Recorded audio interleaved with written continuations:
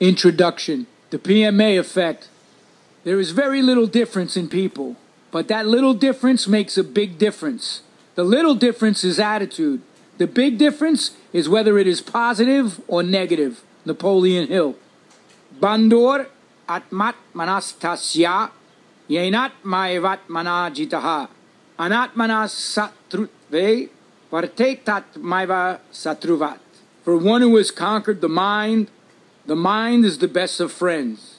But for one who has failed to do so, his mind will remain the greatest enemy. Bhagavad Gita as it is, Chapter 6, Text 6. As of late, people have been getting the letters PMA tattooed. I've also seen it on bumper stickers. Even the hit TV series Breaking Bad dropped a PMA reference. As for me, I'm bold enough to say these 3 letters can save your life.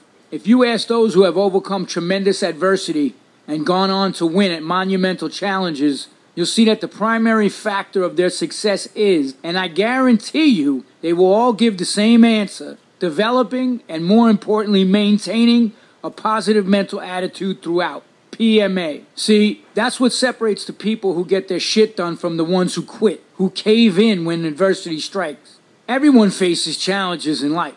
The real issue is how you deal with them. Point blank. If you don't harness the power of the mind, you'll come up short in any endeavor that requires substance.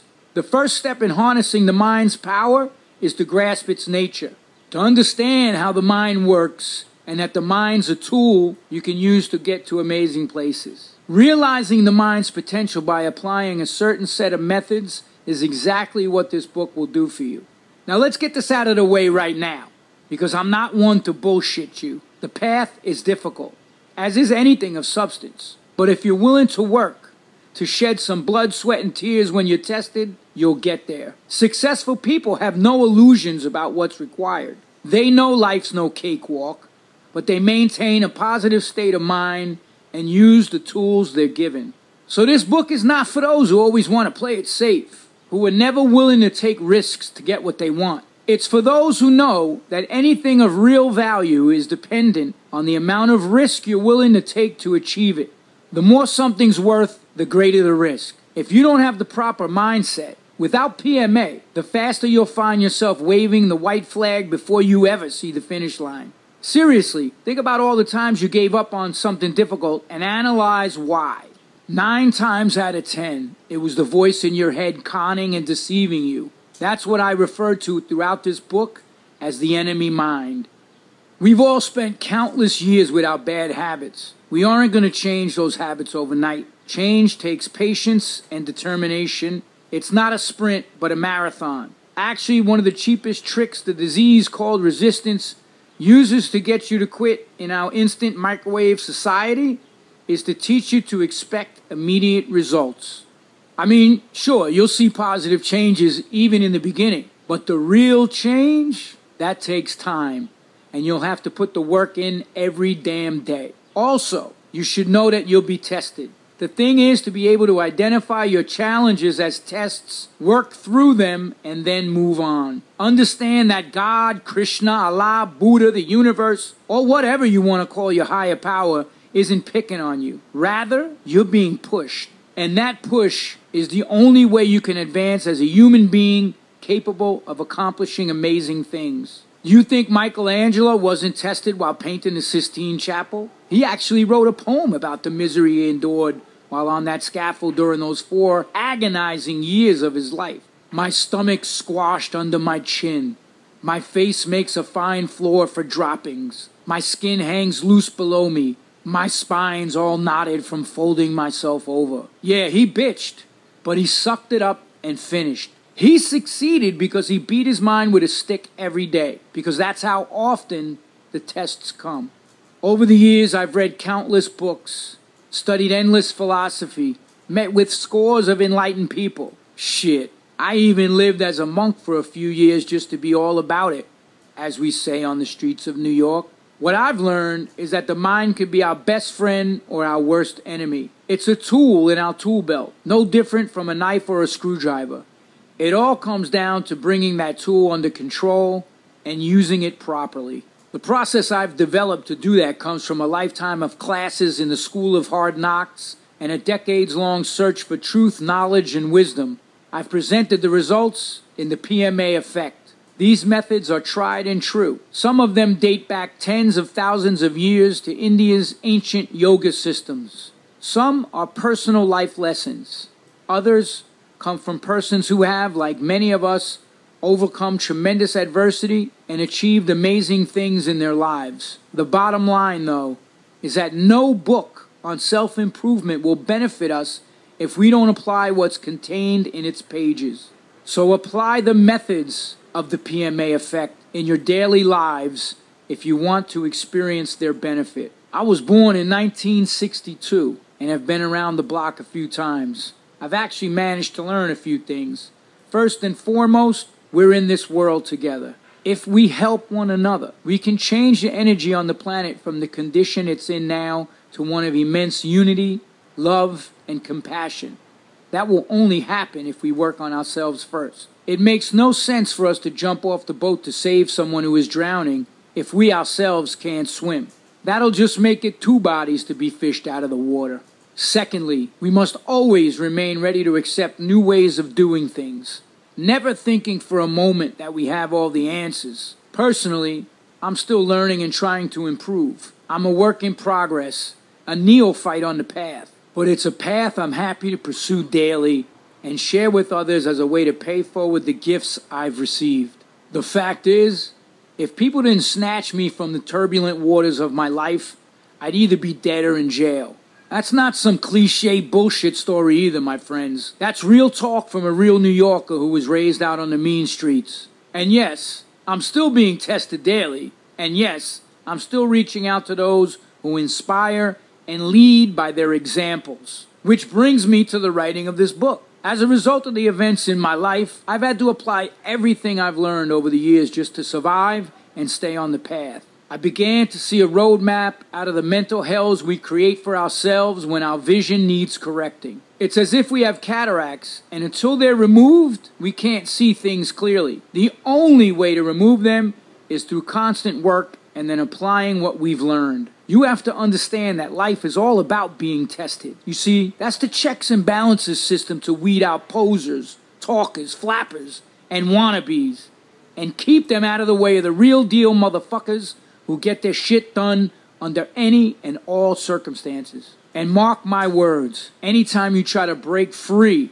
from the status quo, to run from the herd, to separate yourself from those living out their quiet lives of desperation, to want more out of your time on earth, there will be many who will mock and criticize you. Some will even become angry at what you're doing. Let them. Just go on with your badass self.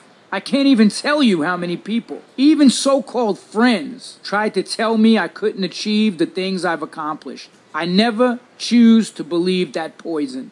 Science fiction writer Arthur C. Clarke, repeating wisdom that had been kicking around for hundreds of years, said, "Every revolutionary idea seems to evoke 3 stages of reaction. They may be summed up by the phrases, 1, it's completely impossible. 2, it's possible, but it's not worth doing. And 3, I said it was a good idea all along." Remember that when you begin work on your improvement and you're called a new age dipshit, or when people say things like, "What, now you think you're better than everybody else?" Fuck you. Finally, if they're at all honest, they too will take a look in the mirror as you and I have and admit they don't like the person standing there. When that happens, they'll start their own processes. Finally, I made it through the things I did because I had the ammunition in the form of knowledge, which I could take shelter of in my darkest hours. For that I thank my guru, A.C. Bhaktivedanta Swami Prabhupada, the sages of Vedic philosophy, the warriors, my friends who always made time for me, those who consider me their enemy and have acted accordingly. For in the test they've created for me, I have grown immensely. But everyone has taught me valuable life lessons, without which none of this would be possible. It's from that place I humbly write this book, and truly hope that you too find what's contained in its pages as useful as I have. I've broken the PMA Effect into 4 parts. Each is integral to the process of developing and maintaining PMA. Like our 4 limbs, Each serves the body as a whole. A severed arm or leg is of no use, so don't cut corners. I need you to make a deal with me right here, right now, to do everything. All of it. If you do that, then like tens of thousands of people before you, I guarantee that you will become the badass you came to Earth to be. Part 1. Every journey has a starting point. Let's get rolling by putting a strong foundation in place. We build from the ground up. Remember, change can only take place by actively applying what we learn. Positive attitudes are forged in fire. Let me tell you a story about a kid who grew up in some of the worst circumstances imaginable.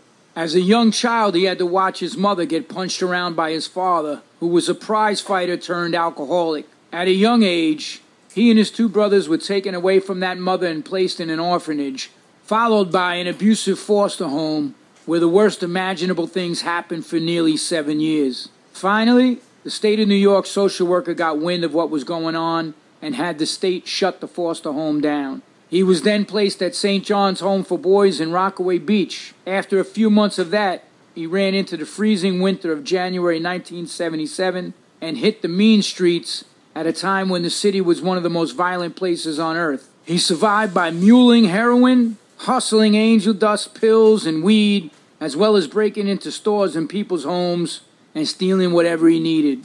As a teen on the streets of New York City, he was shot, stabbed, beaten, and also returned the favor of a good beating on more than a few occasions. He was completely alone, sleeping wherever he could in some of the most horrific conditions. Well, as it happened, the law caught up to him, and he was sent to the notorious Spofford Correctional Center in the Bronx, where he fought daily, being the only white kid in the entire facility. Then he was sent to another lockup north of the city, serving just under 2 years. When he got out, he joined the Navy and screwed that up. He was out of control, addicted to drugs and alcohol, extremely violent, and even smuggled and sold drugs while in uniform. He was busted for that by undercover narcotics officers in Norfolk. Back in a jail cell, in a moment of self-reflection, he wondered if God had cursed him to die an early death. I mean, why was all this happening to him? That's when he had his event. Many people have similar events when they finally decide to stop playing the blame game and face the fact that it's time to man up and accept responsibility for their actions. Having it rough as a kid does not give you the right to do whatever the fuck you want to do. For this white kid, only he could change the road he was on. It happened one day while driving around Norfolk, Virginia, where he was stationed in the spring of 1980. He passed a sign at a club called the Taj Mahal that announced Punk Night. He pulled over, went inside, and stumbled on an amazing band that completely blew his shit away. After the show, he met the singer, who talked about one song in particular and this thing called PMA. When he asked what PMA meant, he was told that no matter what we go through in life, we can get through it as long as we have a positive mental attitude. Those words resonated deeply within him. Well, as some of you know, that kid was me, the singer was HR, the band was the Bad Brains, and the song was Attitude. HR copped the PMA philosophy off Napoleon Hill, who was one of the earliest authors to pen books on personal success. Books like Success Through a Positive Mental Attitude, Think and Grow Rich, as well as one of my favorites, The Law of Success, where he talks about the 17 principles of success, PMA being one of them. In that book, he writes, your mental attitude is the medium by which you can balance your life and your relationships to people and circumstances to attract what you desire. Some of his other principles include being definite in one's purpose, maintaining sound health, teamwork, learning from adversity and defeat, going the extra mile, having a pleasing personality, and enthusiasm. I practice a number of those principles every day, but I feel the basis of all my work on self-improvement began with having a positive mental attitude. Although it's been a long, hard battle, I wouldn't trade the struggle for anything in the world. Matter of fact, I still fight every day to stay positive, because I'm fully aware that the alternative is a deep, dark shithole that I never want to visit again.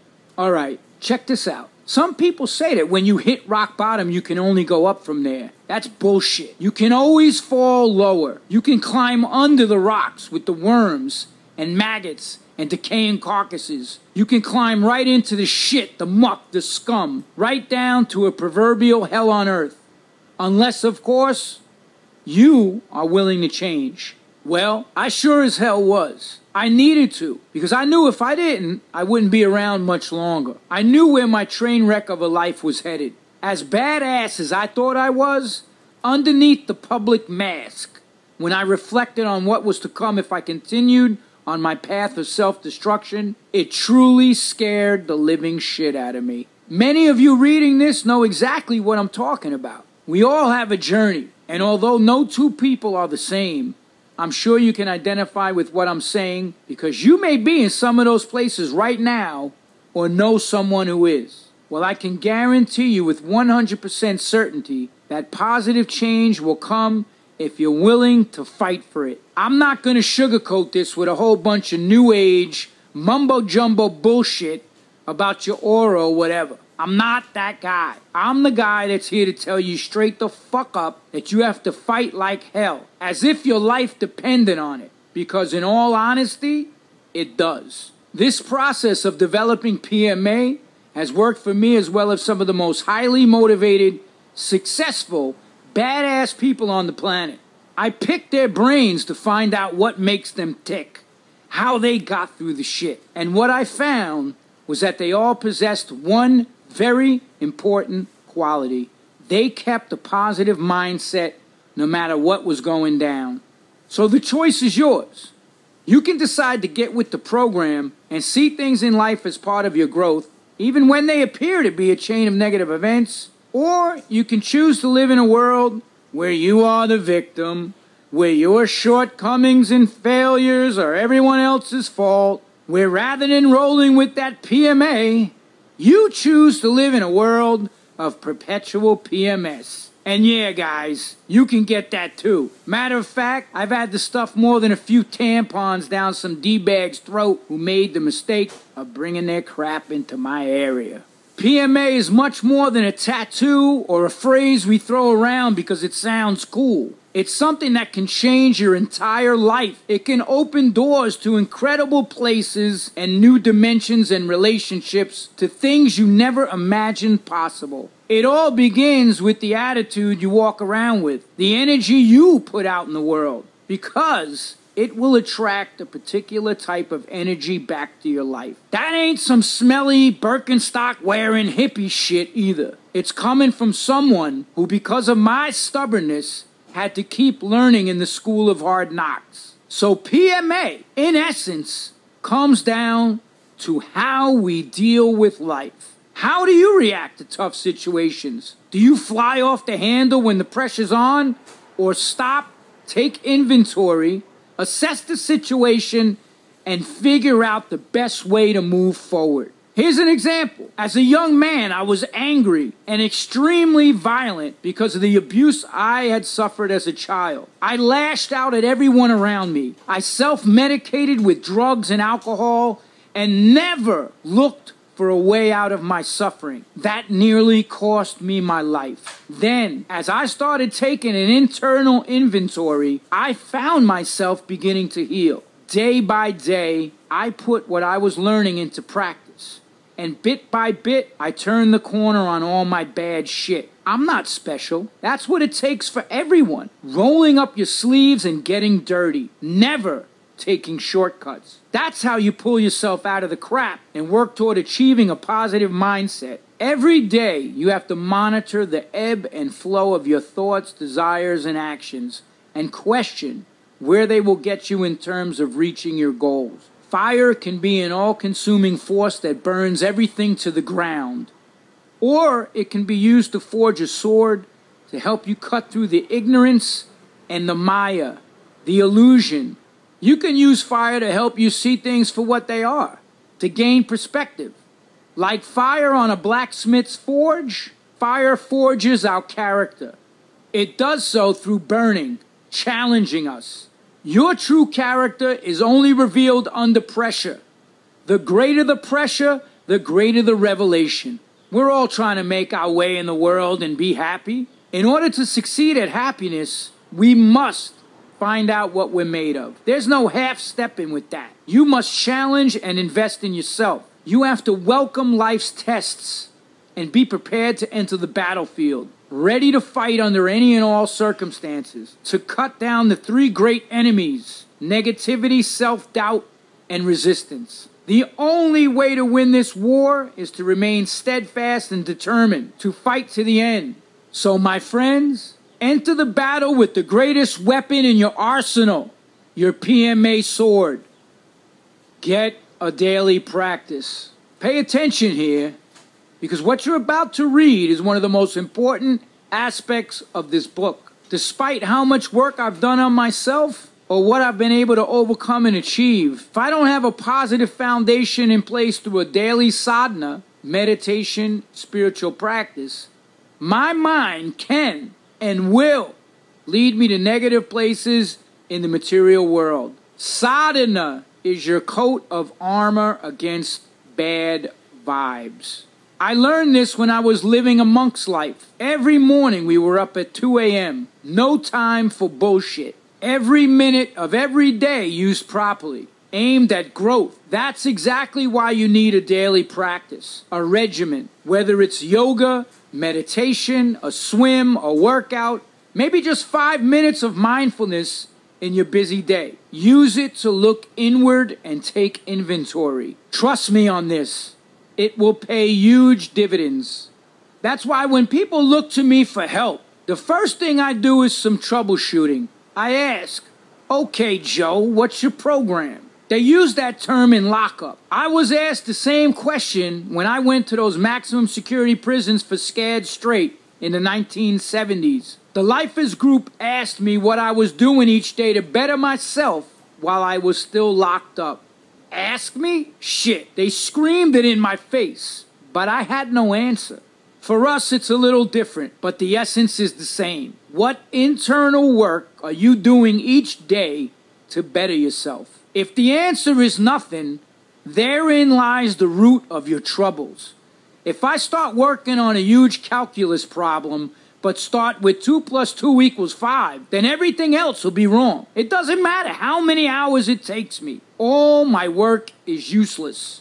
So get with the program. If you don't have one, make one. There's no one-size-fits-all sadhana. What works for me won't necessarily work for you, but you'll find your path by seeking it and taking action. That's how you figure things out, not by hypothesizing or speculating, trying to taste that sweet maple syrup by licking the outside of the jar. You have to crack that bad boy open. That's how life works. It's said that practice makes perfect. True. Perfection in human life is 100% attainable. To seek perfection is why we're in human bodies. As humans, we have every gift at our disposal. People who say otherwise are fools. Now, is it easy? Hell no. Nothing of great value is. But perfection can be attained if we overcome the 4 defects: the tendency to cheat, the tendency to make mistakes, the tendency to fall under the spell of illusion, Maya, and the fact that our senses are imperfect.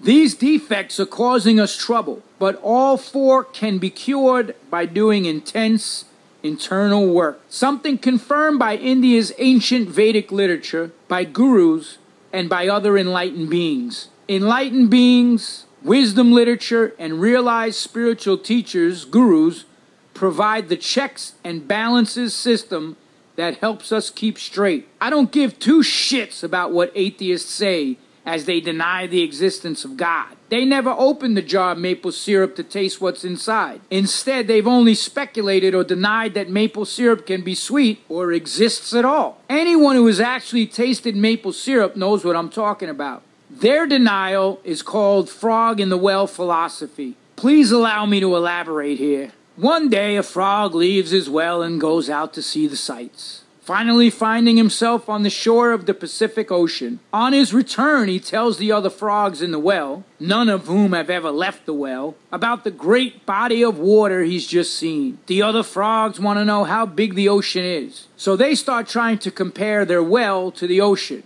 Is it 3 times the size of our well? The traveling frog says, no, it's much larger.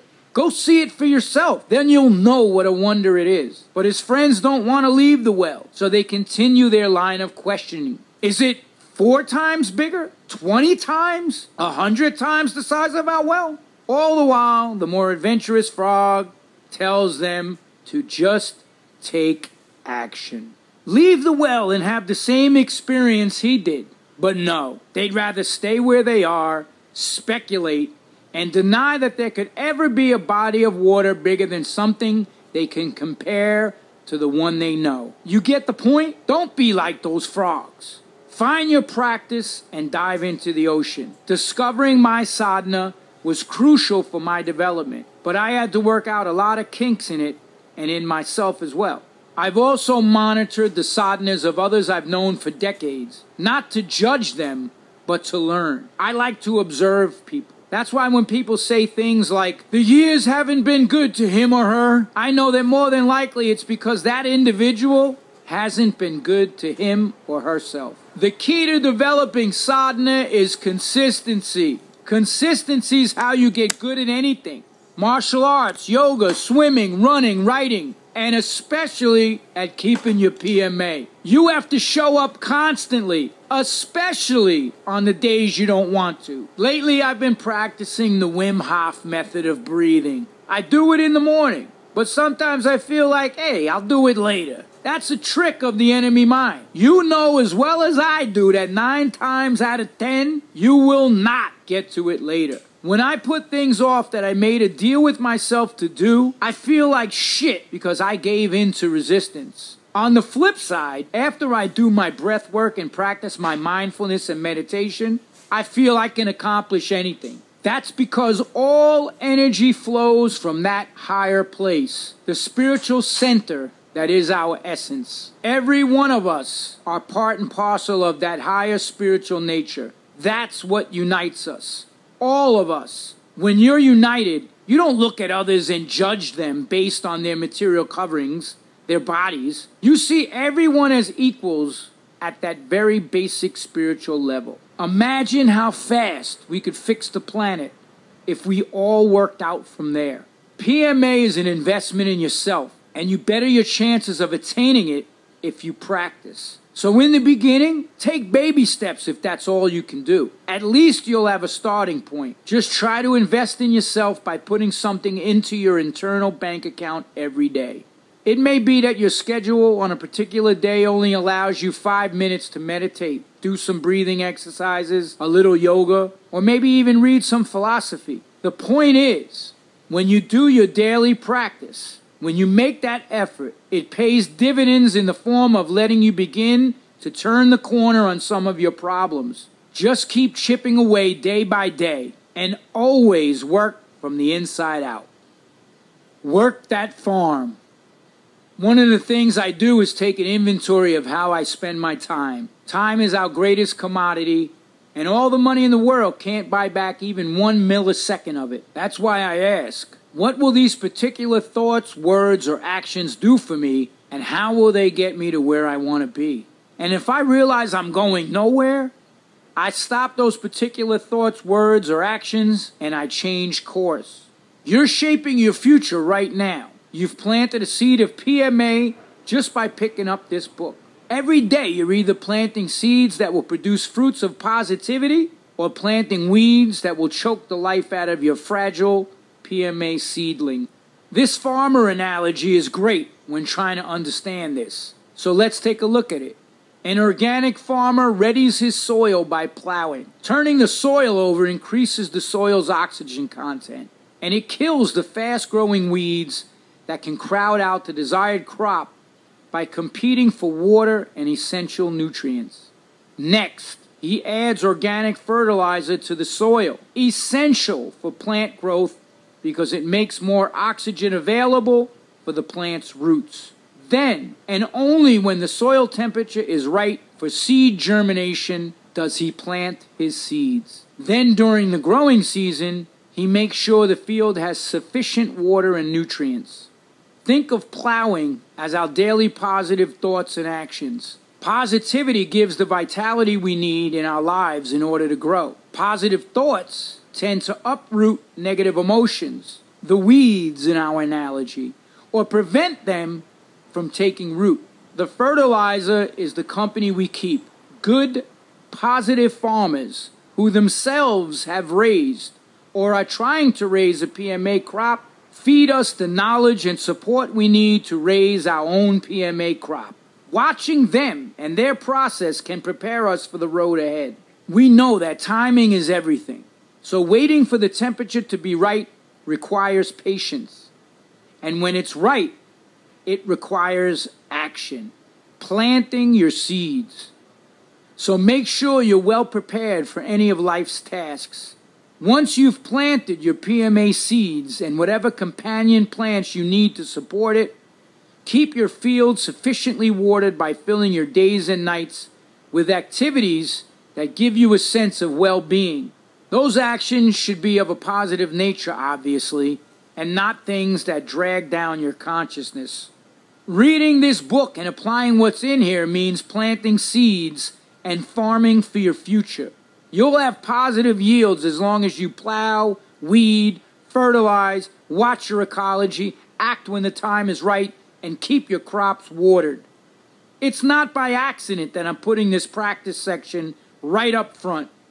As I said earlier, you can read all the books you want on self-improvement, but if you don't apply what they teach, you'll be like a farmer who stares at his field, never works it, but expects by some miracle that he'll get a healthy crop. It's imperative that you make your best effort. You know when you half-ass something, when you don't work properly, so don't. Always ask yourself, what do I want my future to look like? People who get shit done are not resting on past laurels. They're constantly trying to improve themselves and their situation by acting. They're constantly planting new seeds. Last year's harvest doesn't matter.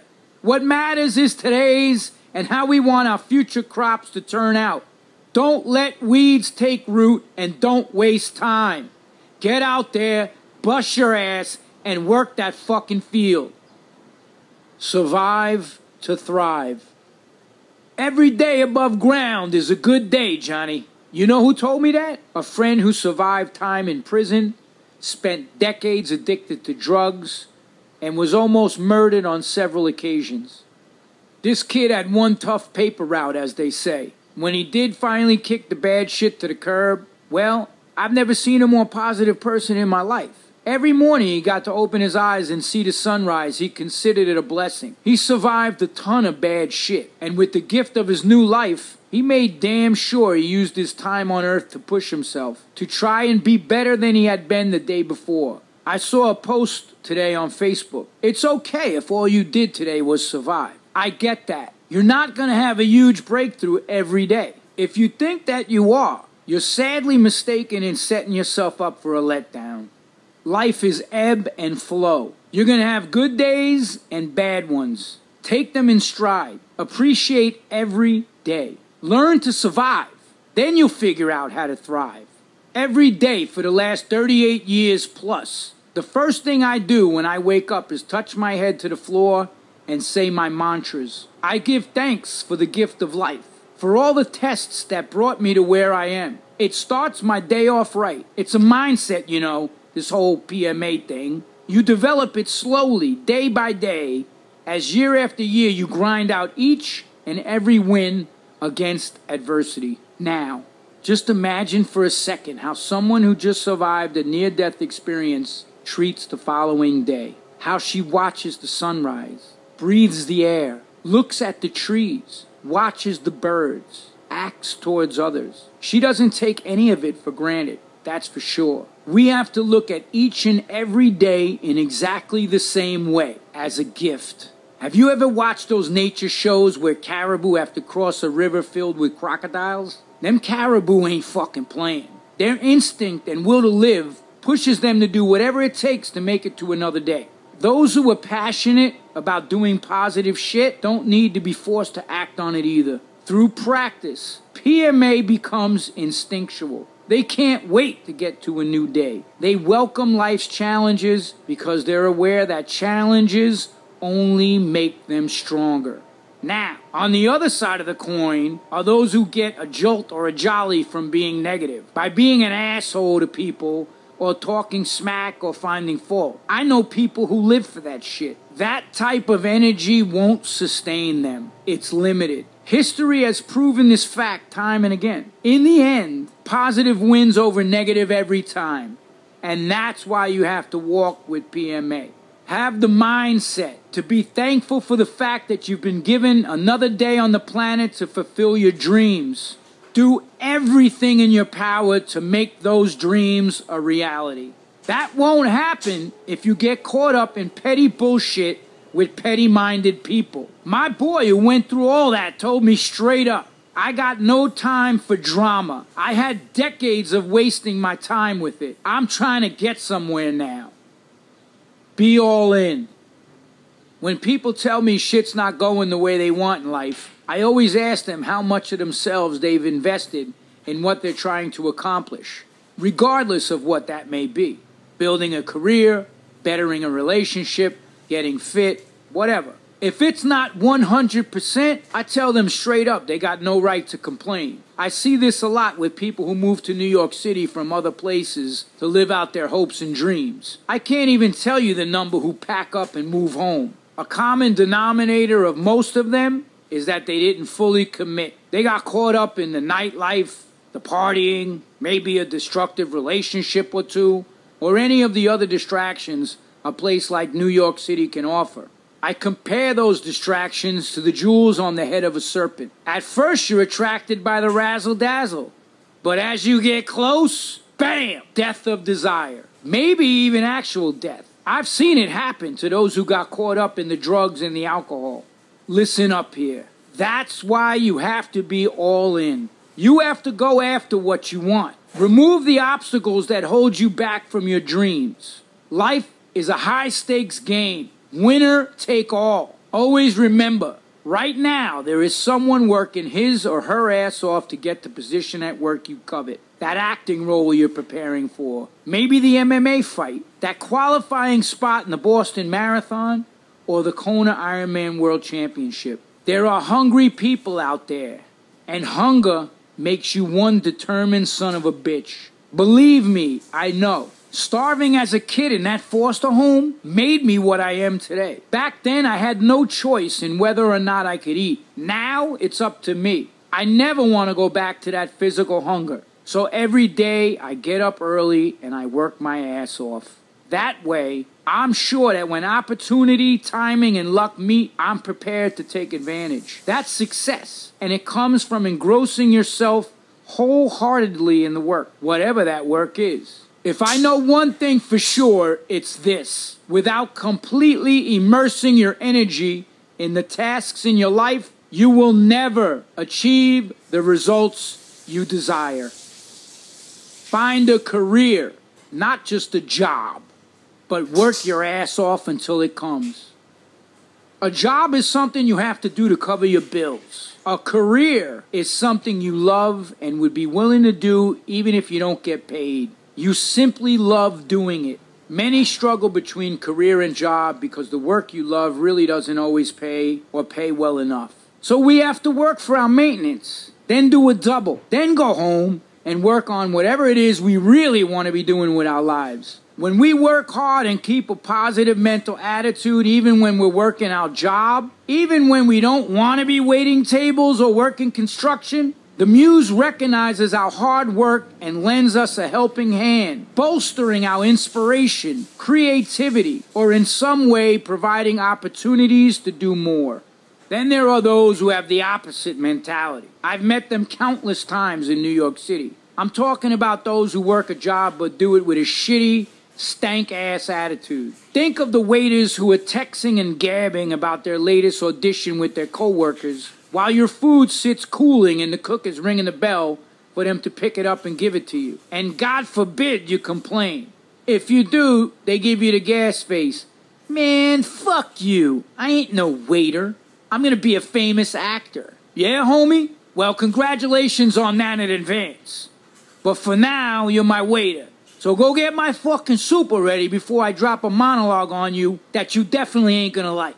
Point blank. When you see people with an attitude like that at their job, I can guarantee you with 100% certainty that it will carry over to their career. If they ever do manage to land a role, the director will likely throw their ass off his set. I've always worked hard. I did double duty before my career ever started to pop. I was a bike messenger in New York City for 10 years, riding in the worst weather and traffic insanity you could imagine, flying up and down streets, dodging cabbies, and doing it while living in an abandoned building on the Lower East Side. No running water or electricity, showering at a fire hydrant in the dead of winter, dealing with the violent drug dealers who were trying to take the building from those of us who lived there.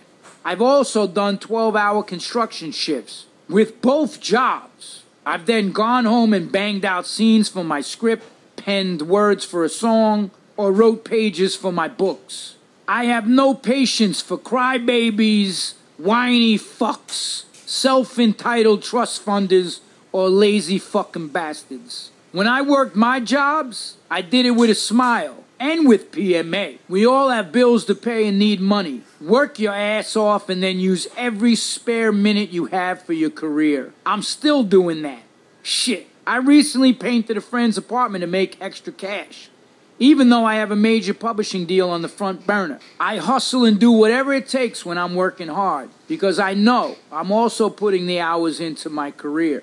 I realize we're not all meant to be writers, actors, or rock stars, but we're all something. So what I'm advocating here is to find that something, anything that you can be passionate about. Even if it's a hobby that gives you a creative outlet. Don't just be a cog in the machine. That will crush your human spirit. When you create something you resonate with, you use all your potential, energy, and focus. That's why we feel so alive when we're doing it. All the hard work I've done for decades is beginning to pay off career-wise. But to get to this point, I had to push on and have PMA in my jobs. PMA was an integral part of my process of self-development. The two go hand in hand. A shitty attitude will carry over into all aspects of your life. So be careful. Let passion rule. A journalist recently interviewed me and asked, "So John, we're all proactive in making things happen in our youth, but how do we keep that spirit and fire burning as we get older?" My answer was simple. When we find something we're so passionate about that we can't wait for our feet to touch the floor in the morning so we can have at it, there's no question of that fire ever losing its blaze. Let passion drive you on. Such passion comes through showing up constantly to do the thing we love. Webster's dictionary defines passion as a strong feeling of enthusiasm or excitement for something or about doing something. I like to think of it as an unrelenting driving force that consumes you. As the great filmmaker Fellini said, there is no end, there is no beginning, there is only the passion of life. Some of the most positive people I've met have been the most passionate. That's not by accident. PMA is a byproduct of passion. Because when you find your calling and you're up every day going at it, you can't help but be positive. Speaking from personal experience, when I started writing songs, books, and film scripts, my days and nights were consumed with learning and applying the craft. I'd wake up, say my mantras, jump out of bed, do my push-ups and sit-ups, make my juice, and then I'd be off to the lab, which in my case was the back room where I keep my computer and corkboard. Honestly, getting into writing has saved me from so much unnecessary bullshit and drama. People would be like, "Yo, John, did you hear about that so-and-so got into a bar fight last night and got stabbed?" Nope, I was at home writing and loving it, I might add. So many negative things in your life can be avoided by finding a positive passion, because passions force you to develop a positive mindset. And that forces you to block out the negative people you just don't have time for because you're too busy doing positive shit. Maybe it's joining a gym, eating healthy, training for a triathlon, doing a tough mutter, or heeding the philanthropic call to feed the homeless or build freshwater wells in Africa or India. Whatever it is, love it. Then you'll never let anything stop you from doing it. It's 2019. I'm turning 57 this year, and I'm more passionate and driven than ever to accomplish my goals. I have a number of goals. Do an Ironman triathlon, write and publish this book, work on a movie or TV show. I even plan to raise the funds to open another Bhakti Yoga Center that will provide free classes and feed the homeless organic plant-based meals. But first, I had to envision and establish these goals. Writing them down and putting them up on my corkboard makes them real instead of shit talk. Then I start small and build out. I finish one project and start another. There is no downtime. Life is too short for that. Don't give the enemy mind a chance to rear its ugly head. It takes discipline to develop a strong work ethic, but it's a discipline we need in order to kick ass in life. You think Oprah didn't work her butt off to get where she is? Actually, I retweeted something she said yesterday. Don't make excuses for why you can't get it done. Focus on all the reasons you must make it happen. Right on, sister. I believe that people's callings will find them. First things first, though. Start by clearing away the negativity in your life. Negativity will make you stumble. Be ready when your passion comes calling. Preparing the ground for it is a process, a beautiful one, and it'll make you fall in love. That's not some new age cornball bullshit. I don't throw words like love and beautiful around cheaply. I mean, look where my life has taken me. From daily hell to daily happiness to PMA. Why? Because I did the work. I let the passion and desire to accomplish my goals rule my days and nights. I took action and gave negative fuckers around me their walking papers. I just don't have time for negativity. When I began my music career in 1981, the business was nothing like what you see today. We didn't have YouTube, Facebook, Instagram, Twitter, Spotify, iPhones, or the internet. Hell no. We had to work in the trenches. I did it with a smile on my face most of the time because I loved what I was doing. I starved, slept on people's floors, fought for my life, and was broke. We played sold-out tours in clubs and arenas, then came back to New York City homeless, living in squats with no windows or running water because our manager was ripping us off. But every night, I got to go on stage and do what I loved. That made it all worthwhile. Music has been a saving grace throughout most of my life. The earliest memories I have of my mom, I was 5 years old and living in Queens. 1967. We lived in a rundown apartment where we were going through hell on earth. My piece of shit father would roll up after not being around for weeks, push his way in, and beat the crap out of my mom, taking the only money she had to feed us with. I grew up with crazy violence. I've lived with crazy violence my entire life. Matter of fact, I didn't find out till I was 40 that I had been conceived through rape. My mother left her rapist's ass after my older brother was born, but he later broke in and beat and raped her. Since they were still legally married, the cops did nothing. He did the same thing a year later, and that's how my younger brother came into this world. Many, including her family, told my mother to get an abortion. Who wants to carry a rape pregnancy to term? But I'm thankful she didn't listen to them and that she endured incredible adversity and made tremendous sacrifices. By the time she was 21, she had 3 kids. She had no way to support us and still had to dodge her rapist's beatings. But no matter what we were going through, as soon as she put those Motown 45s on in our living room, that world of pain disappeared. Me, my 2 brothers, and my mom would dance around, happy as hell. The music and the passion my mom had to provide for us and be a good mother is the only thing that got us through those early years before it became too much for her and depression took over. Even when things got real ugly and the state took us away and placed us in an abusive foster home where scumbag foster parents and their other kids tried to break my spirit, I lay under my blanket in that dirty garage that doubled as a bedroom with my little AM transistor radio playing the hits on WABC. Or I watched Soul Train on that little round TV with its clothes hanger antenna and dance along with those Soul Train dancers. I'd enter a whole different world. One where life was beautiful and all the pain dissipated. I fantasized about being a singer, climbing into a slick, customized van and traveling the country with my brothers. I had no idea what touring even meant, but I just wanted to travel and play music. Those dreams helped me forget about everything that was happening to us. It was the same thing on those cold nights, all alone on the streets of New York City in the mid-70s. Music filled the void. Jail? Music. When I was living in those burnt-out buildings in Alphabet City in the early 80s, Puerto Rican gang members trying to take out building at gunpoint, I still woke up every day, took a shower at the fire hydrant despite sub-zero temperatures, and got on my bike to Messenger all day. Why? So I could pay for Cro-Mag rehearsals. I was the living, breathing embodiment of determination. And not because I had dreams of being a rock star. I just loved what I was doing, so I pushed on and endured. Music was one of the things that helped me kick drugs. It has always been music that pulled me out of the worst things life threw at me. Now, do you see my point about passion and what you can accomplish when you find yours? Sometimes I still find myself slacking off, not giving my all to a project, putting things off, telling myself I'll do it tomorrow. There is no tomorrow. There's only today. Procrastination is a tool in resistance's arsenal, and it's one that will drive us to eventually quit if we don't put the kibosh on it pronto. Now, when you first read this book, you might think how deceptively simple it all seems. But when you actually set out and apply it to your life, you'll see how deep it actually is.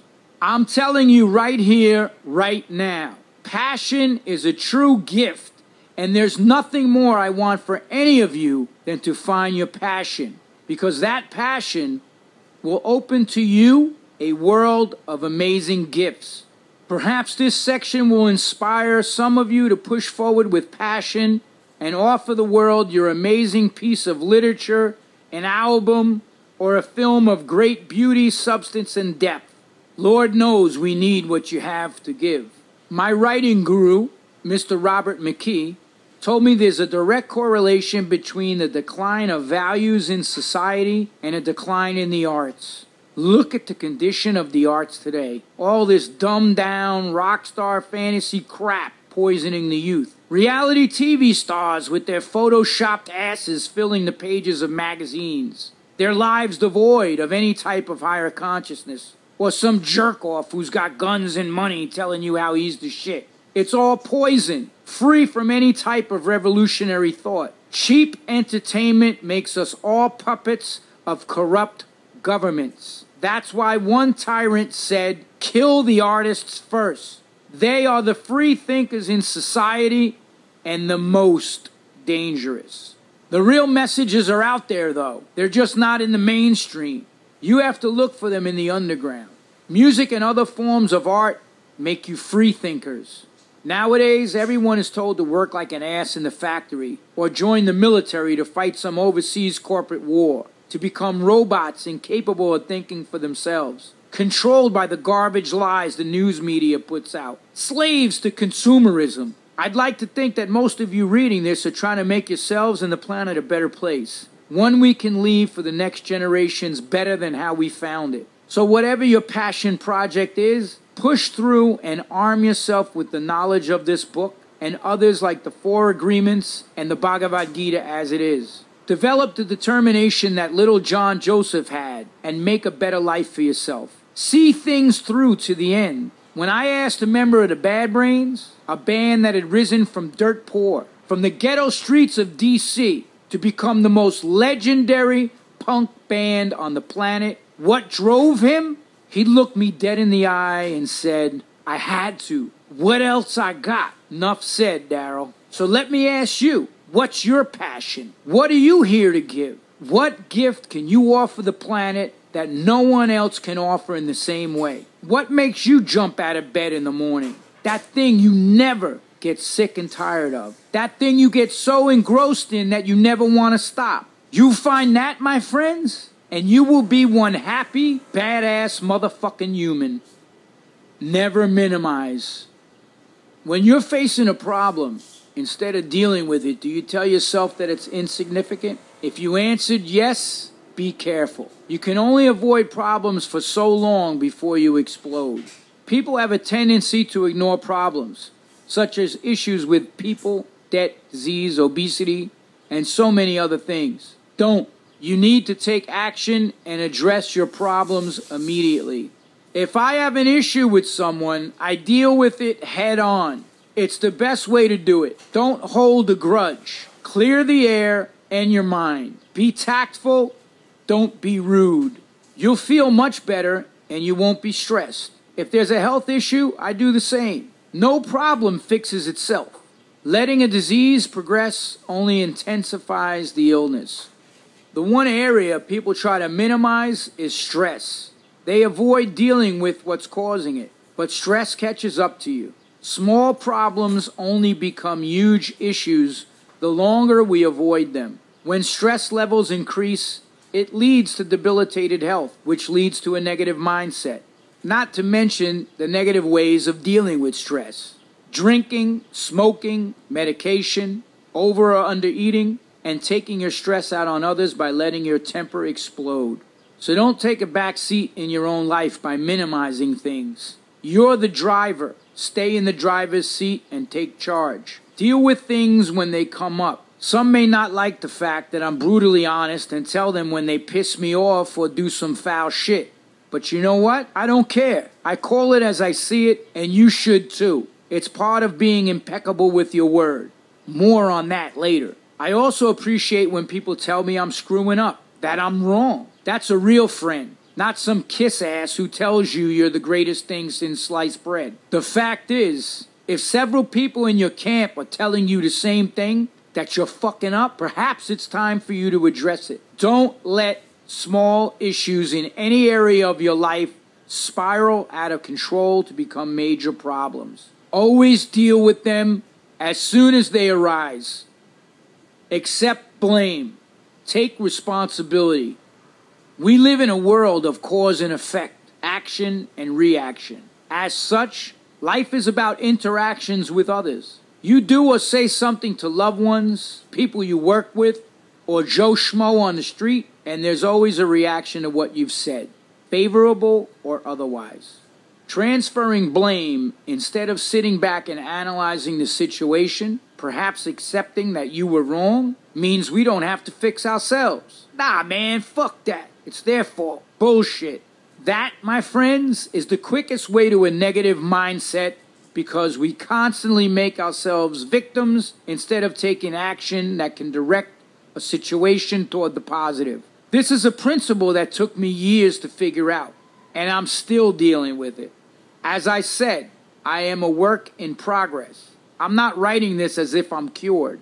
I learned a very important lesson from a yoga master. Always take the humble position. In other words, accept the blame that belongs to you. Put your pride and false ego aside. If anything happened to that yoga master that brought negative reactions into his life, he never pointed the finger at others. Instead, he simply said, "It's my karma. Perhaps in this life or the last, I treated someone in the exact same way, and so I've caused this." Man, that's some deep realization, let me tell you.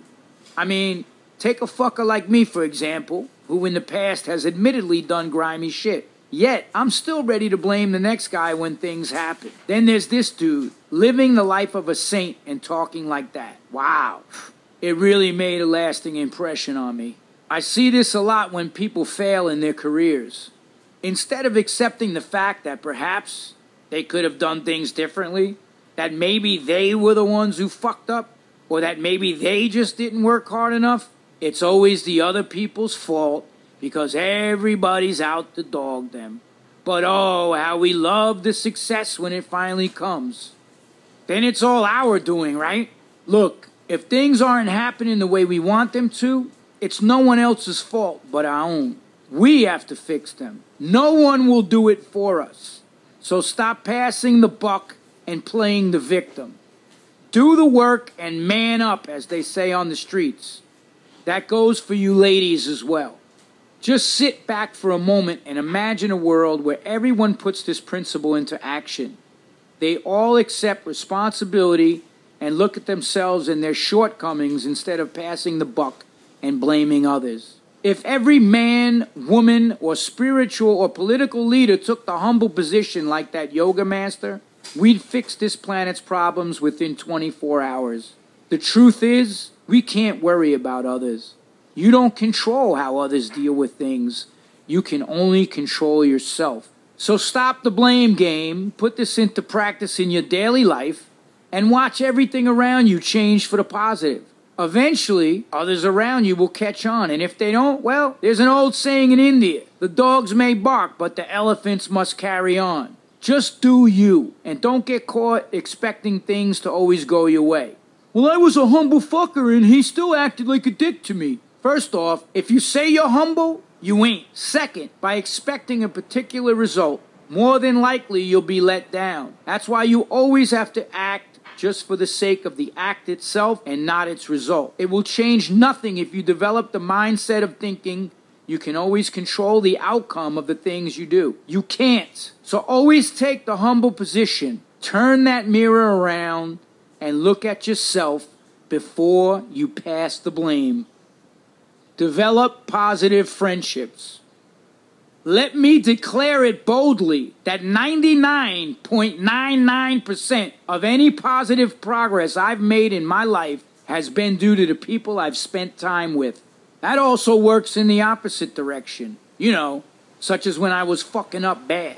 I mean, look at my story. I ran the streets, dealt drugs, and hung out with crazy maniacs. Where did that get me? In jail and addicted to drugs. Then in 1980, I met the Bad Brains and all the positive people surrounding them, and voila, PMA and change. Association is the key, and nothing will lift you out of a shitstorm quicker than hanging around with positive and positively motivated people. There are 3 classes of intelligence. First class is when we hear, hey, don't touch the fire or you'll get burned. And that's sufficient. We heard, we listened, we learned, and there was no need to get burned.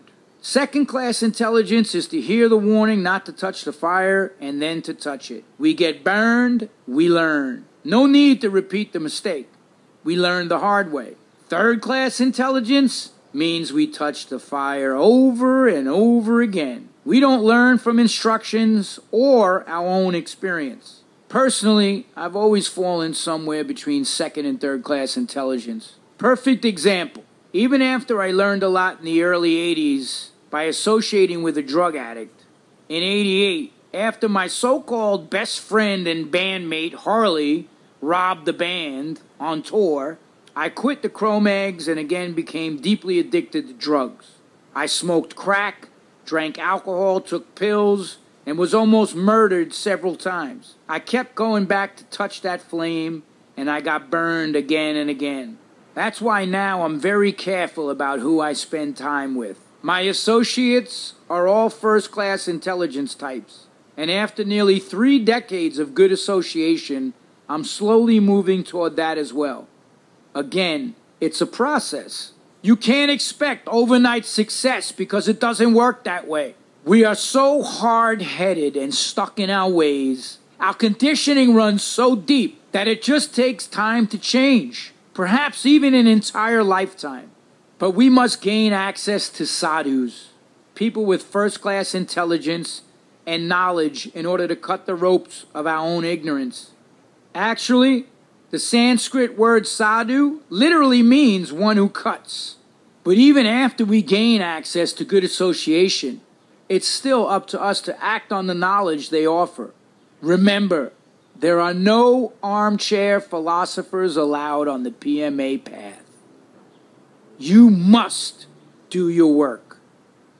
The hard truth is that we have to be a little selfish with our time on earth because it's limited. It's not that I'm better than anyone else, trust me, far from it. The thing is, I have so much work to do on myself that I'd rather be around those who can either impart knowledge to me or teach me by example. Those who set the example are the ones I can learn from best. That's why I've had to start avoiding people who constantly approach me with the same damn problems, but who, when it's time to take action, make excuses and go get high or drunk. Look, I'm all for helping others, but not by dragging them out of a bar at 3 in the morning or some crack spot. Shit.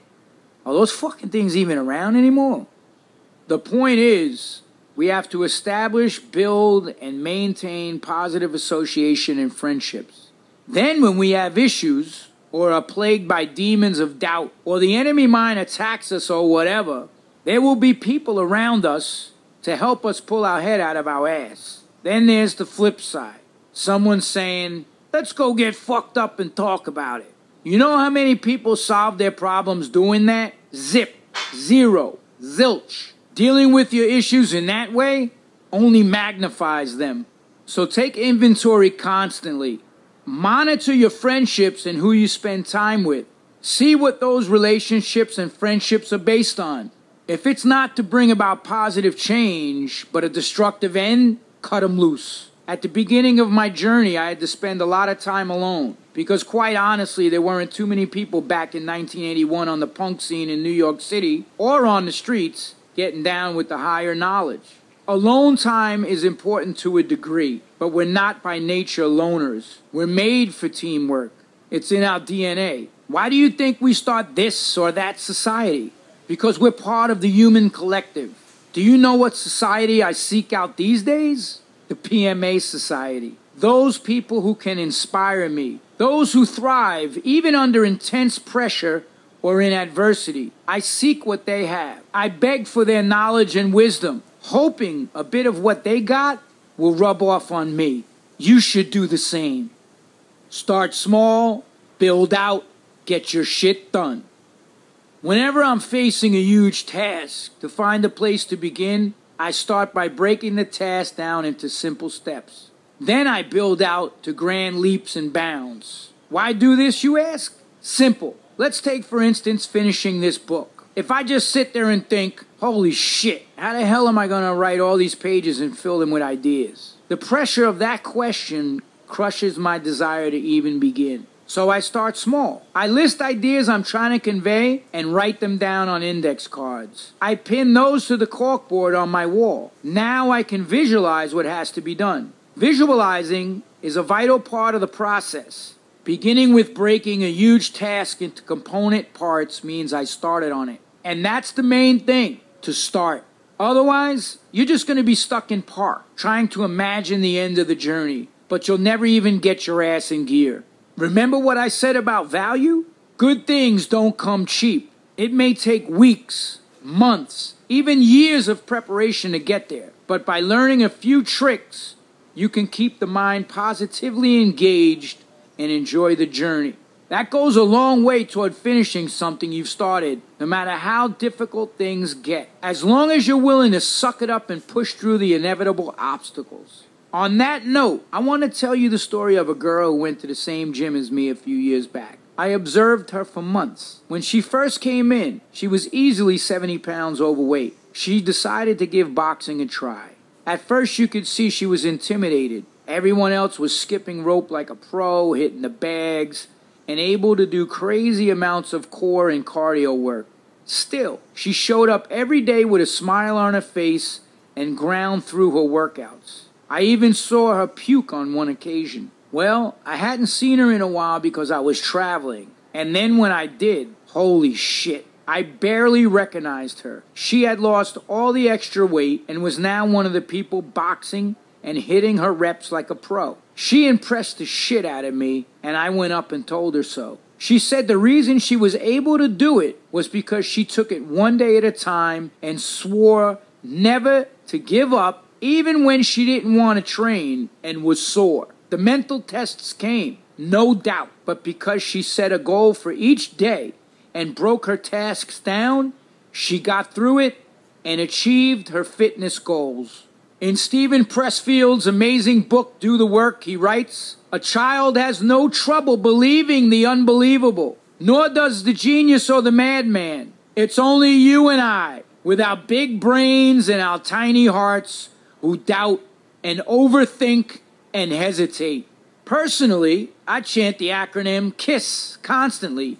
Keep it simple, stupid. I know not to overcomplicate things by overthinking them. I try to be like that child, believing that anything and everything is possible. You have to keep dreaming. Once you stop, it's a slow death inside. I know people who gave up on their music, writing, and acting dreams. They even went as far as to tell me that I had to get real. Well, guess what? They got real, all right. They are now real miserable middle-aged fuckers working dead-end jobs, getting drunk at the same shitholes, and talking about their glory years back in the day. As for me, well, I'm just too damn busy living out my dreams to listen to that bullshit. So do something every day to chip away at your goals. Stay laser focused. Remember, when the demons of doubt arise, it's just your enemy mind trying to swerve you off your path. Find the joy and happiness in the positive frame of mind. Love the activity. That way you're not sitting around trying to speculate on what the end result will be. That's not your job. Just start small, build out, do the work, and throw it out into the universe. It's the best mindset to get your shit done. So check this out. I get a lot of emails from people writing me. They have projects. They want to do this. How did I start my book? How did I get movie stuff written? How did I write screenplays? How did I train for my race? What do I do with my diet? It comes down to one basic thing, and it's the corkboard. So as an exercise, listen up to me right now. You want to get in shape? You training for a race? You got a book idea, a film, an album in you? Maybe you're just trying to figure out your master plan. Start a business. Go get a corkboard. Put it up on your wall and break each task down on index cards. Start small and build out. As the days, weeks, and months go by, you'll see your own progress before your very eyes. Challenge yourself daily. Do something that takes you outside of your comfort zone. Each day, tackle that thing you've been resisting. Sign up for that Tough Mudder. Make those diet and lifestyle changes. Train for your first marathon, a triathlon. Join that gym. Start that book. Take a step and write a page. Who cares if the outcome sucks in the beginning? Just do it. Ernest Hemingway assured writers that their first draft will be complete shit. Yet he kept writing. Resistance hates when you take action. That's why procrastination is its wingman, its drinking buddy. Again, we come back to the issue of value. You have to be willing to bust your ass. If you always take the coward's way out, play it safe, Bob. Everything in moderation. If you're not willing to risk, you'll never get anywhere in life. Welcome the pressure. It builds character. When I was about to attempt my first Ironman, I'd never even competed in a sprint triathlon before. There were a few of these jock-type a-holes at a bike shop who were like, I don't know, man. You should do an Olympic distance, even a half Ironman first. It's crazy to try a full Ironman right out of the box. You know what? Did I listen? Hell no. Now, my Ironman coach, Orion Mims, said, after what this dude's been through in his life, an Ironman's a fucking walk in the park. Well, guess what? I finished. I finished after playing an insane show in Philly the night before, driving straight back to New York City the same night, grabbing a quick shower and stretch, and going to the swim start on no sleep. And with a stress fracture in my foot, I might add. And do I give a fuck that it took me 13 hours? No. I crossed the line and heard, John Joseph McGowan, you are an Iron Man. That's all that mattered to me on that day. Actually, to be honest, I cried a few tears. I'm not telling you this to brag, but rather to encourage you to challenge yourself. See what you can accomplish. I'm willing to bet the farm you can do things you've never imagined possible. But only if you take the steps, make the plan, and start. Not next week, not tomorrow, but today. I recently went to hear my good friend Rich Roll speak at a health conference in New York. When he took questions, I asked him, how do we prevent the plateau effect in our training and, more importantly, in our day-to-day life? In other words, how do we prevent ourselves from coasting and complacency? Rich said, by constantly doing things that scare us, that challenges us, things we don't know the outcome of, but risk doing anyway. There's that word risk again. Sticking to the safe plan in life and always staying in your comfort zone stagnates potential. It's a type of creative death of the soul. When you reach outside yourself for more, you develop willpower you never knew you had. In general, we as people never do more than required to get by. That's some part of evolution. We invented all these machines to minimize the amount of work we have to do. In some cases, that's a good thing, just not when we're talking about personal growth. Remember this mantra: comfort kills productivity. That's why I must have challenging deadlines and goals. That's what a dream is, an unrealized goal. If I work hard, I get there. If I take the easy route, I'll never know what I'm truly capable of, what my potential is. You break out of your comfort zone by doing things differently. In other words, by challenging your set of experiences and values, going against what's been instilled in you, and seeking new knowledge. We've each been taught by our parents, teachers, and society a particular way to live. But who says we have to keep living that way? Our parents? Their parents? Our teachers? Fuck that. I say question everything and challenge yourself. Everyone who has ever accomplished great things in this world in order to help humanity certainly questioned everything they thought true, and we're all better off because of it. Many people, even some within Dr. Martin Luther King's inner circle, told him he was crazy to march in Selma. Did he listen? No. And because of it, the civil rights movement took off. By taking great risks and meeting challenges, we inspire others to do the same. That's called collective change. And there has never been a time on this planet when collective change is more needed. People need to test themselves, to push the limits of body and mind. Our nature is to avoid discomfort, to run from what scares us, not toward it. The fact is, you develop a deep sense of self when you push through your fears. Use them as motivation. Pick a fear and challenge it. The other day I heard world-class open water distance swimmer Kim Chambers, who nearly lost her leg, speaking on the Rich Roll podcast. What she said hit home. The treasure in life lies right on the other side of where you're most fearful.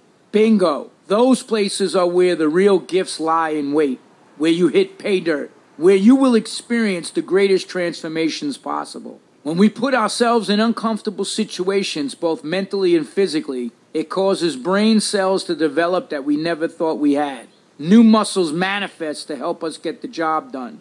We learn more, we grow. And isn't that what life should be about? So don't stagnate. Get out of your comfort zone. Big or small, set challenges and tackle them every single day. Here's a little get shit done challenge for you. Tackle something today that you've been putting off. Join that gym. Register for that race. Clean that junk food out of the fridge and cupboards. Get that new healthy lifestyle started. No cigarettes or booze for you today, motherfucker. Sure, it's all tough, but successful people willingly place challenge after challenge in front of themselves and conquer them. Again, get out of your comfort zone and go build new physical and mental muscles. As the Marines say, when the going gets tough, the tough get going. Have integrity. Integrity means being honest to one's own values and principles. People with integrity are naturally moral. Why is integrity important? Simple. You may be able to get over on other people and lie and bullshit your way through life for a while, but eventually you'll be discovered and exposed, landing in a world of negative shit. When you realize that the only one you can actually cheat is yourself, then you'll do your best to become truthful to yourself and truthful with everyone else. As far as morals are concerned, you have to stand for something or you'll fall for everything. Get hoodwinked, bamboozled. Now, do I give a shit if people don't see eye to eye with me on every single thing? Of course not. Because in my heart of hearts, I know what I'm doing is right, according to my own moral compass, and that's all that matters to me. I stick to my convictions. Always have. I've had to develop integrity in my stance on compassion toward animals. When I started to realize I needed to change, everyone criticized me, even laughed. Did I listen? Fuck no. I knew protecting animals was the right thing to do. Matter of fact, I'm even more fired up today about this issue than I was in those days. And I need to be, because the ecology of the planet is a mess and people's health is total shit. Thankfully, though, the science is in, and both planet health and people's health can be healed if we switch to an organic, whole food, plant-based diet. So if you're one of the pseudo-tough guys who thinks having compassion is for the weak, you have your head up your ass, and you're in need of a mental enema, do yourself a favor. Read my last book, Meat is for Pussies. Bottom line is, you can't please everyone. So don't even try. Just go about your business. Stick to your morals and stay honest in all your dealings. Treat others the way you want to be treated. Do you want to be bullshitted and lied to? I think not. I'll tell you this. Having integrity in your dealings with others will get you a long way in life. I know many who burned bridges back in the day, who had zero humility, thought they were all that in a bag of peanuts. They'd shit on people constantly. These days, all they do is bitch and moan on the internet. You need to remember the adage. Be careful who you treat badly on your way up, because you'll be passing them on your way down. Trinata pisonechena. Google that one. Stay humble, my friends. Earn respect. Even back in the day when I was out on the streets and then in lockup, I heard that respect is never given. It has to be earned. I did some stupid, violent shit when I was young just to have the older nut jobs I hung out with on the street respect me. It was time and circumstance, though. New York City was buck wild, and I was just a kid alone out there. I had to be tough, or I'd become the hunted. These days, however, I have a different value system. I don't give two craps if some violent, street urchin, drug-dealing scumbag respects me. But I most certainly do try to earn the respect of the people I look up to and admire, the A-type personalities. Their respect doesn't come easy or cheap. Again, that's why it's essential you act with integrity in all of your dealings. Many don't agree with my stance on certain things, but I've been told time and time again that regardless, they respect my integrity. So what's the first step in developing integrity? Respect and be honest with yourself. If you don't do that, how can you expect others to respect or be honest with you? Self-respect is something you gain by practicing PMA. Take action every single day to better yourself, and then use respect, humility, and integrity in your dealings with others. I know some of the most badass dudes on the planet, and they're also the most respectful and humble toward others because they have nothing to prove. The opposite is also true. Empty barrels make the most noise. They're also the biggest egomaniac douchebags. The real test is how you treat others you can't gain something from. When you show an attitude of service and respect through your actions and not just your words, and you practice that day after day, you become a more positive person. It changes your moral compass and makes you someone people look up to and respect. Not that you should do anything simply to be glorified, but we have to set an example. We must have enough courage to go out on a limb and stick to our convictions, no matter what the circumstances or what others might think.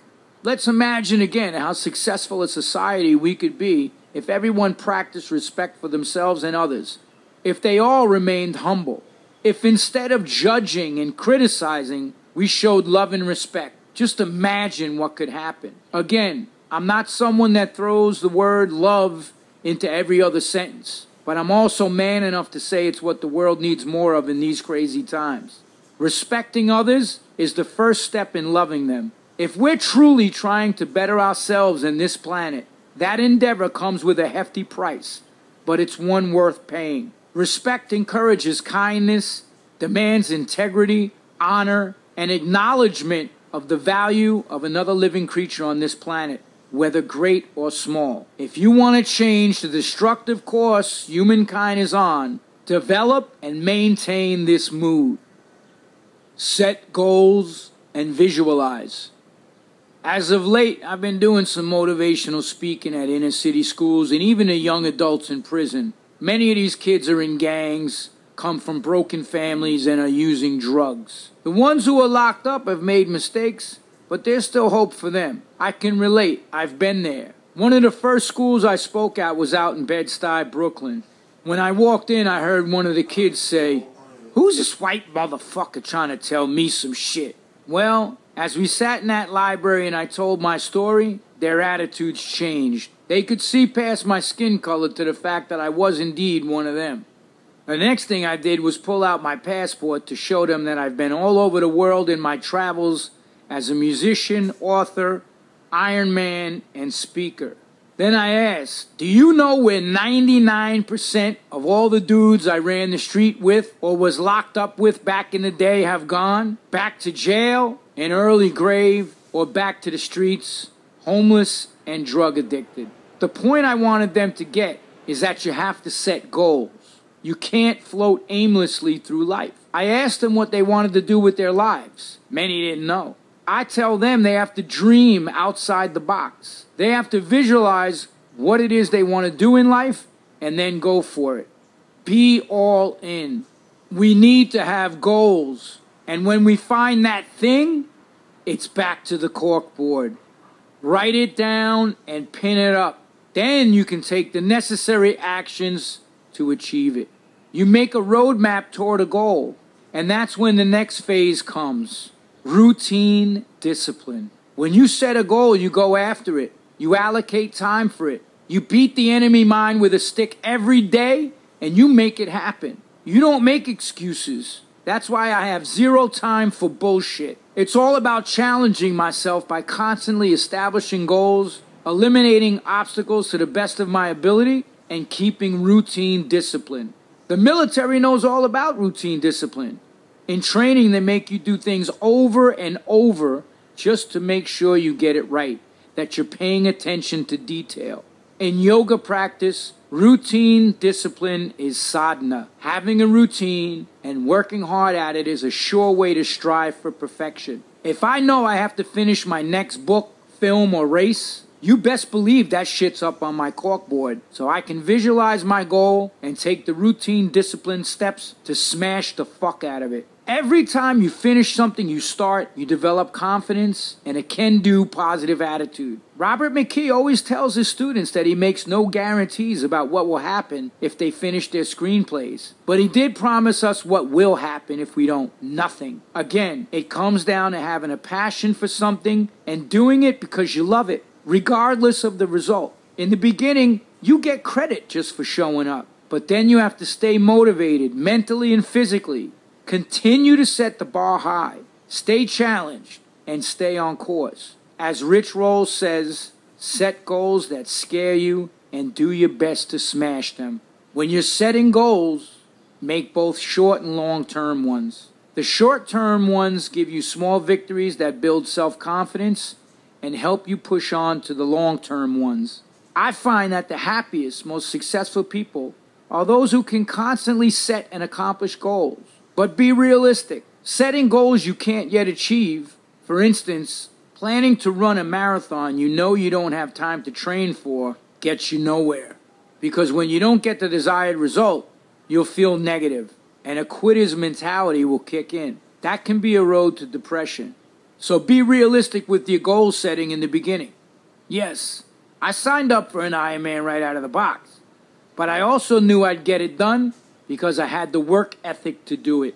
I trained my ass off with my coach, which meant that achieving the goal became more realistic. My expectations of success were matched by my desire and willingness and preparation to get it done. So set incremental goals that can lead toward your larger objective. Achieving these will build self-confidence and reinforce your positive mindset. I'm not saying you can't finish an Ironman or a marathon, but if you try it right out the box without training, you're usually setting yourself up for failure.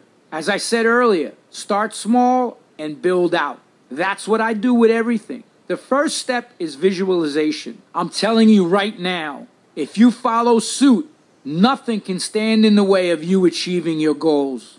Try this. Take a moment each day to stop the flood of superfluous bullshit running through your head.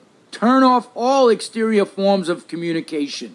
Your cell phone, computer, TV, radio. Look inward and focus. Create a visual image of the work you're going to do and the steps you'll take to achieve it. Visualization is important. When I prepare for a race, I see myself in the water, in transition, on the bike, tackling the run.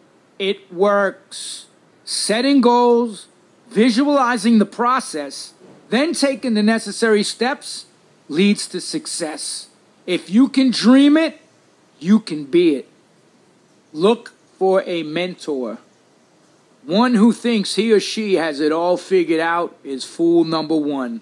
All of us can benefit from a mentor, someone who can watch us, offer insights, guide us in an area of our lives, whether that's our career, our spiritual path, our sobriety. That's why people in 12-step programs get sponsors. Let's use the example of kids on a sports team. There's a coach, right? Well, the coach is a mentor. Unfortunately, when we grow up, we think we no longer need a mentor. That's a huge mistake. Oprah says, a mentor is someone who allows you to see the hope inside yourself. Everything about PMA, about success, about achieving your goals is based on a willingness to learn continuously. For that, we need mentors. Don't be that old dog, the one who can't be taught new tricks. We always shoot for the stars. Aim high. Focus on what we want to achieve.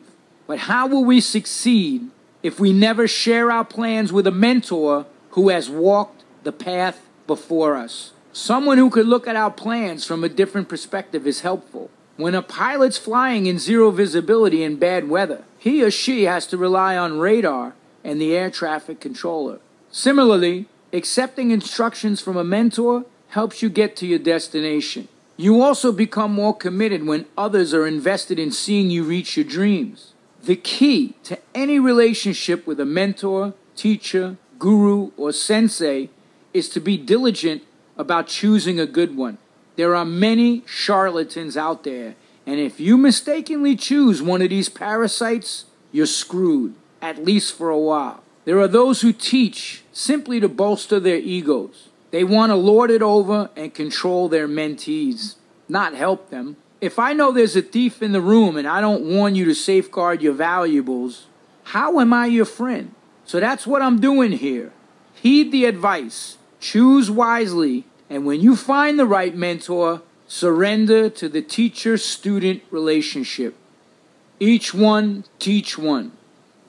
If you get a gift, pay it forward. That's how the deal works. Knowledge is the greatest gift I've received. What brings me the greatest happiness is to pass that knowledge on. Nothing will put you in a better mindset than to reach out to those who need your help. Honestly, I have to say, helping others is at the top of my daily to-do list in my PMA practice.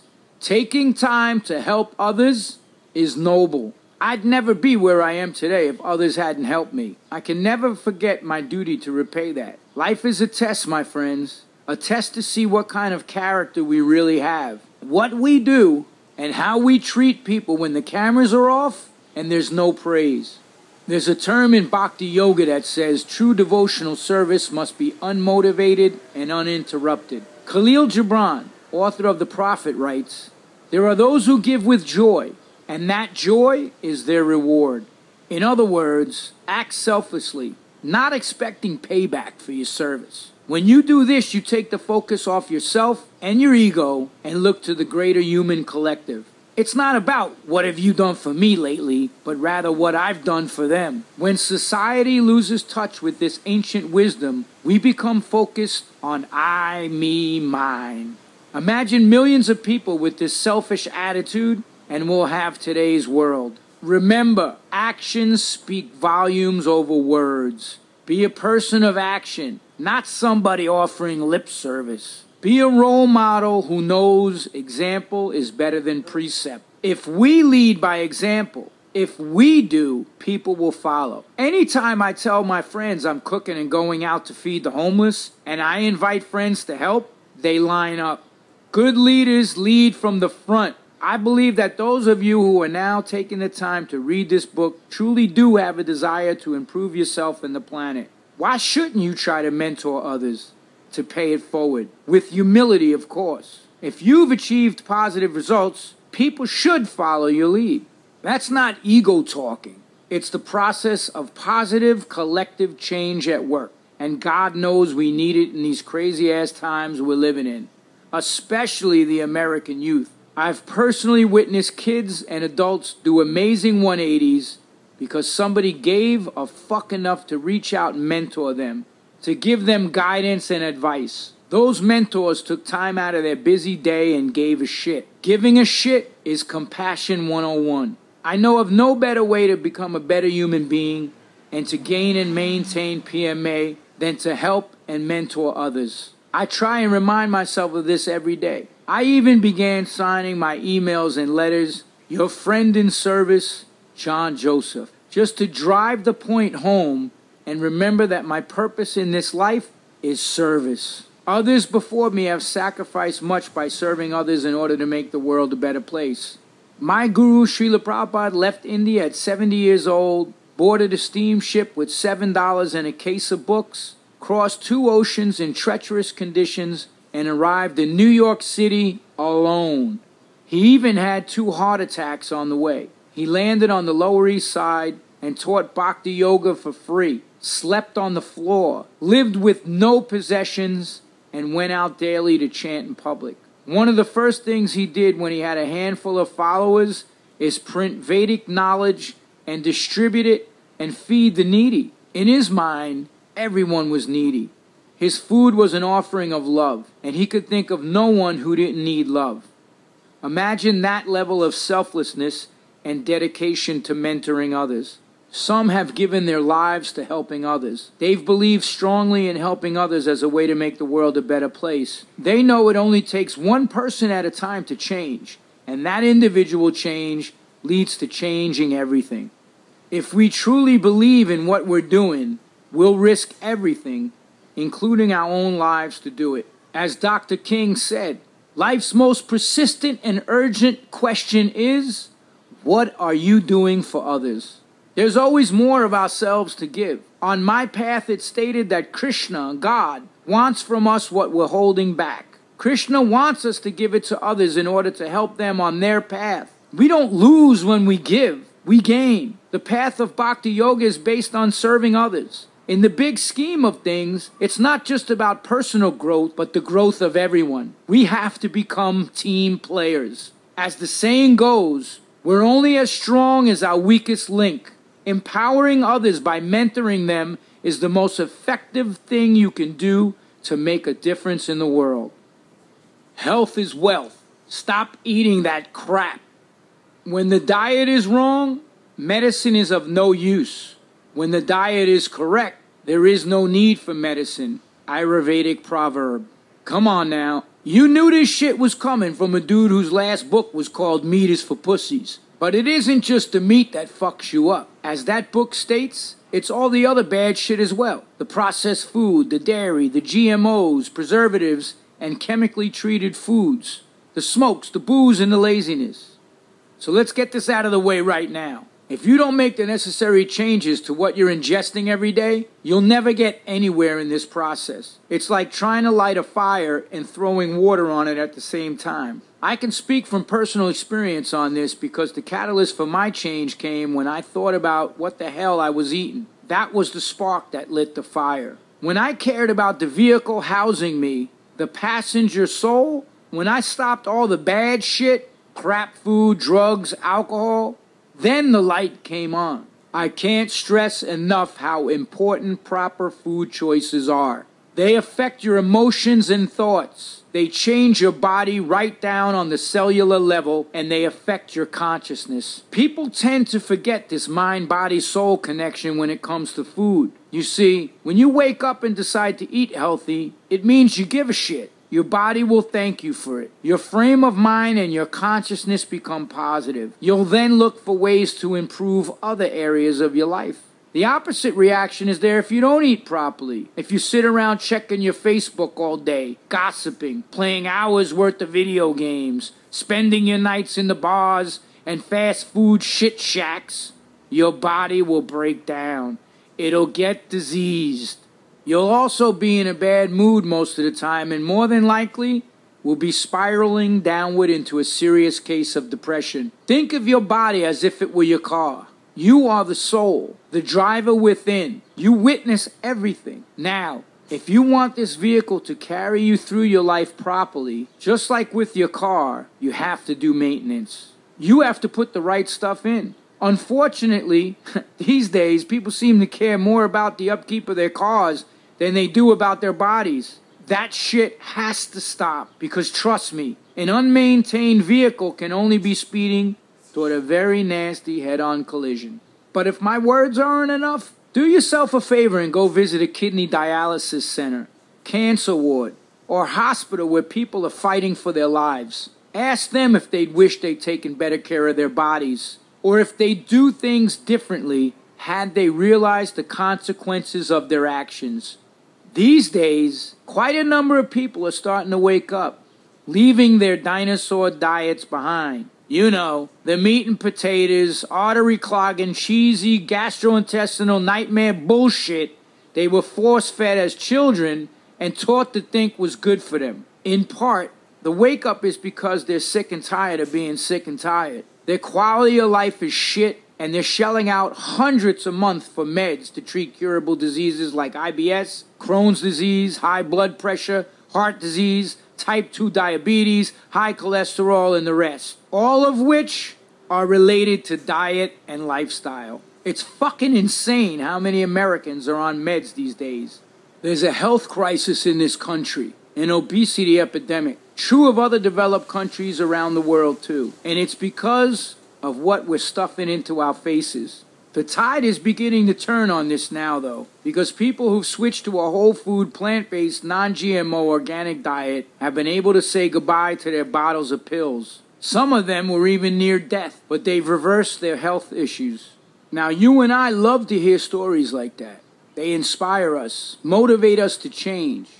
Do you know who hates them, though? And who is, in fact, losing sleep over it? The pharmaceutical company execs. To counteract the positive wave that's starting, they've embarked on a campaign of bullshit, lies, and false information, even paying off their goons in the FDA and USDA to go after the true healers. The American Heart Association, American Diabetes Association, American Cancer Society, as well as research companies supposedly looking for a cure for cancer, like the Susan G. Komen Foundation and their pink ribbon bullshit, are actually taking big money along with the others. Billions, in fact, from these same companies who are putting out the products that are causing the disease. Go on their websites. They actually encourage you to eat those poisonous foods as part of a healthy diet. That is some straight-up scumbag shit of the lowest form. And the government is in bed with all those parasites. Want proof? Just watch the amazing, groundbreaking 2017 documentary, What the Health. The money is not in the cure. It's in the pills for the symptoms and the endless fundraising for research. Those people are lining their pockets with cash. The other reason many men in the fitness world, women have been up on it, who are trying to turn the corner on bad health have switched to a plant-based diet is because they've seen the amount of beasts out there like Rich Roll, Rip Esselstyn, Brendan Brazier, UFC fighter Mac Danzig, the NFL's 300-pound vegan David Carr, the bodybuilder Robert Cheek, and on and on. None of these dudes are passing out from a lack of nutrients. There is no protein deficiency. As a matter of fact, they're at the top of their game. So if you need a mentor to change your health, follow their lead. They know what's up.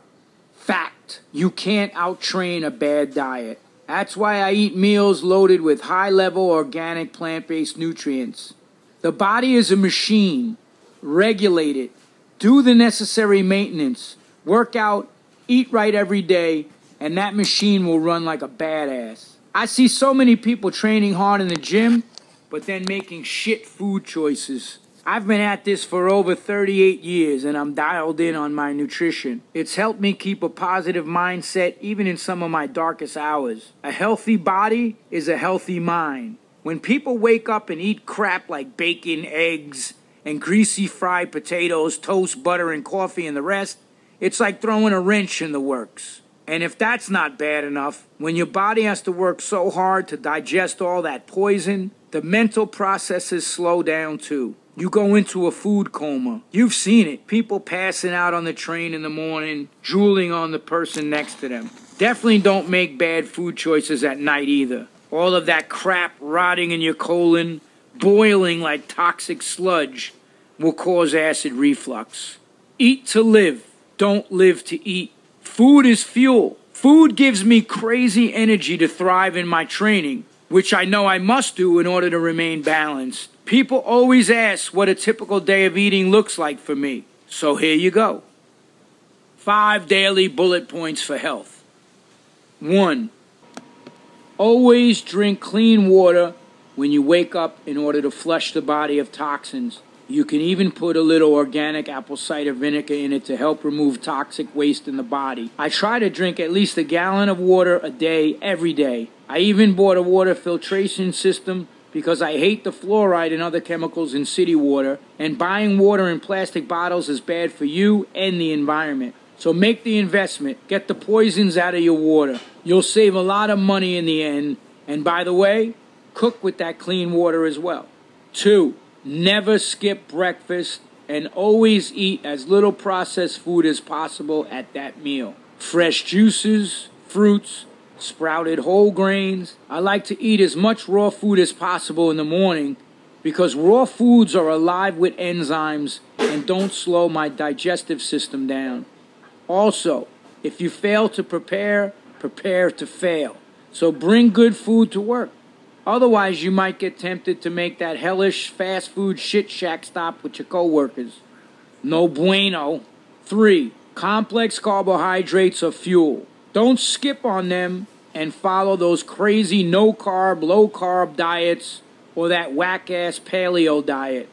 Those dudes are headed for a heart attack. Trust me. The paleo diet bullshit is nothing more than a rebranding of that Atkins diet crap. Just avoid bad carbs like processed flour and grains loaded with oil.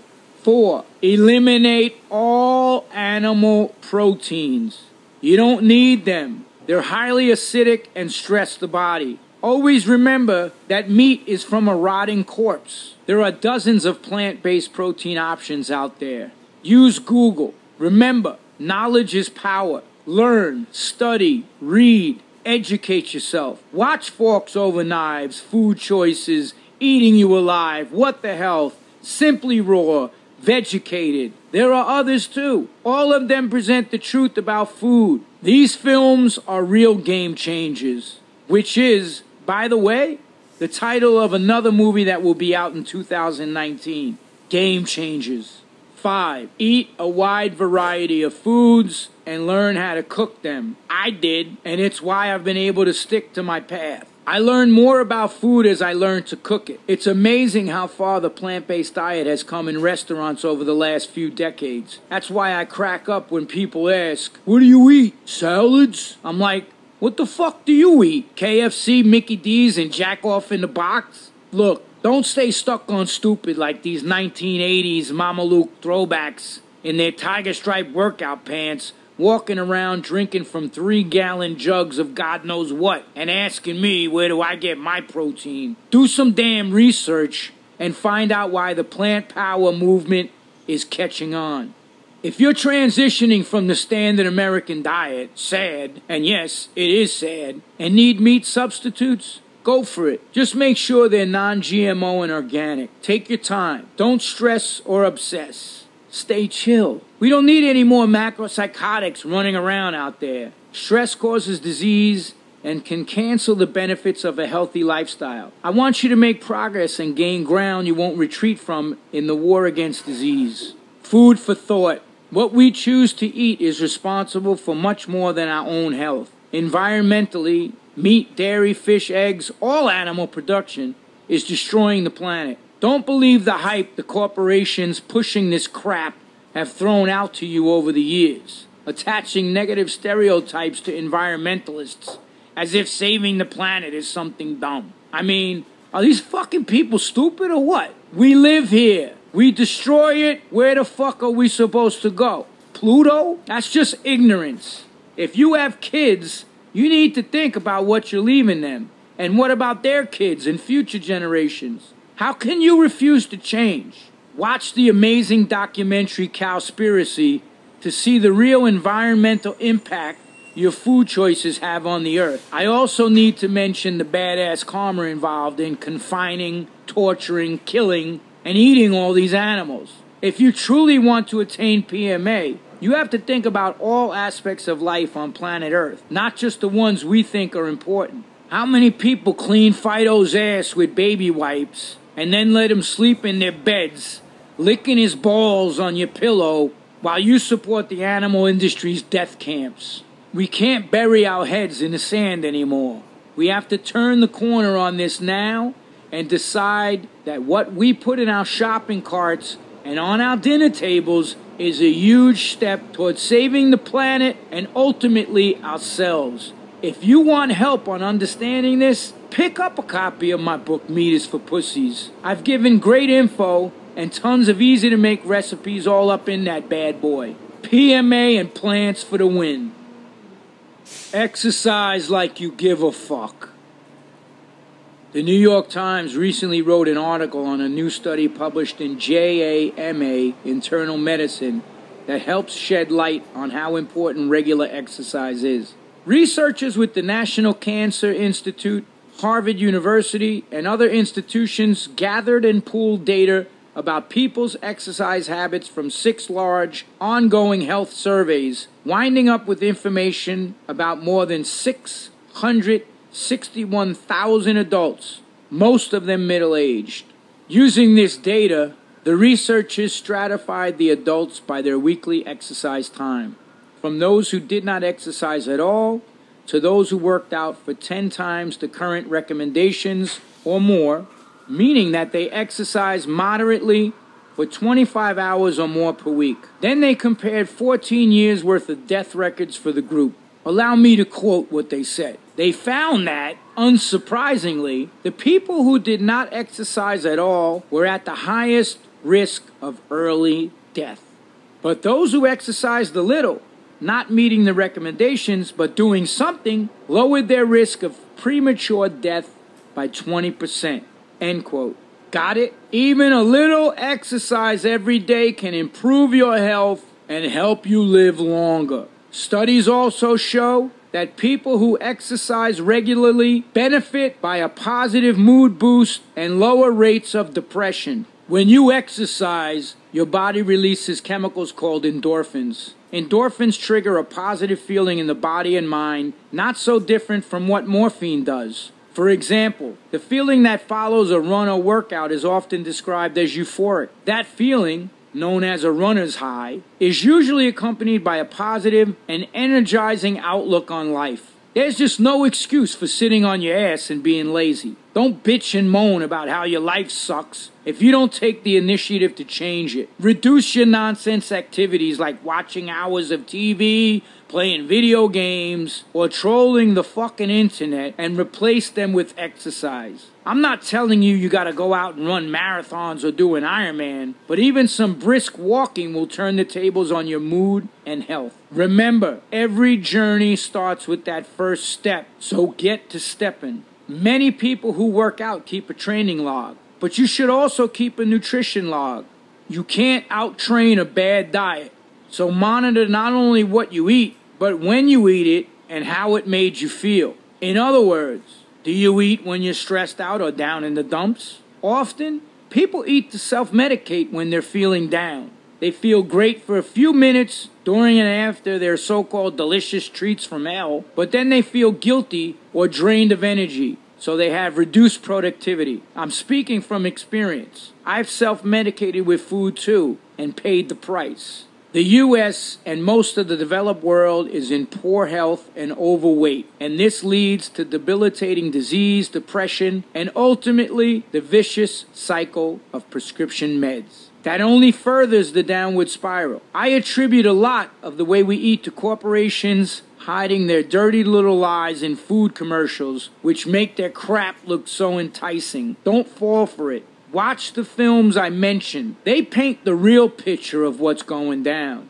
The paradigm is beginning to shift, though, as people look for a way out. Just yesterday, I got an email from a bona fide tough guy who admitted he had been skeptical about plant-based eating meditation, and the whole PMA lifestyle. He also admitted he was unhealthy, depressed, and riddled with anxiety, which he curbed by drinking and taking recreational drugs along with his prescribed antidepressants. His shift came when he started dating a chick who was a healthy herbivore. She urged him to give it a try, and he did. Well, just like so many others before him, his mood, health, and life changed for the better. He's off all the drugs, he's alcohol-free, works out, and he's lost a shitload of weight. He said his only regret was that he waited so long to make the change. See that? PMA is contagious. I've noticed that most grumpy people don't exercise. Shit, I'm even guilty of some male PMS my damn self when I don't get to exercise. But as soon as them beads of sweat begin to drip, my mood improves. Studies also prove that a healthy diet and regular exercise reduce stress, ward off anxiety and depression, boost self-esteem, and improve sleep. So have a green juice, get off your ass, and stop bitching. Beat the blues with a jog, a trip to the gym, a bike ride, or go get in the pool. Revolution can begin in the muscles. Just make sure you let the revolution be complete by having proper nutrition. I've ended this first section with diet and exercise because I know the value of both in attaining a positive mindset or PMA. After releasing Meat is for Pussies and doing a bunch of video shoots for Vice, Munchies, and other outlets, thousands of people have followed suit, become vegans, and written to tell me of their amazing transformations. I answer every damn email or message I receive because it makes me happy to know that others are on the path and have improved their lives or perhaps even cheated death. All it takes is applying knowledge and some determination. So I challenge you to take what you've read so far and apply it. When you do that, I'll be answering your emails and messages too.